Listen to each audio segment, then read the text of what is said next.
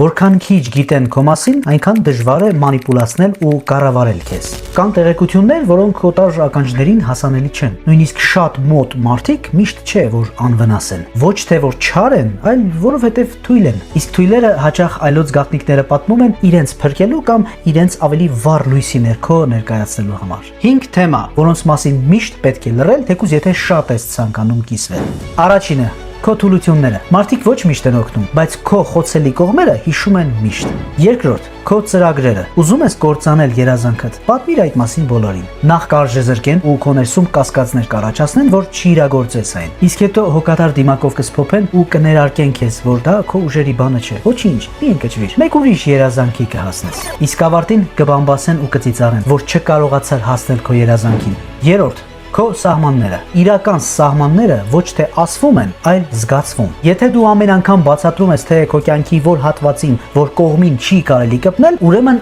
արդեն կպել են։ Չորրորդ՝ մի պատմիր մարդկանց, թե ում ես համարում քեզ մրցակից կամ թշնամի, որովհետև նրանք մեկ օր կմիաբանվեն քո դեմ։ Եվ հինգերորդ՝ քո ամենաթանկ մարդկանց մասին եւս մի պատմիր, որովհետև հենց իրենց են վնասելու, եթե ցանկացան տրորել քեզ։ Ով կարողանում է լռել, տիրապետում է իրավիճակին նույնիսկ այն ժամանակ, երբ թվում է, թե նա խաղից դուրս է։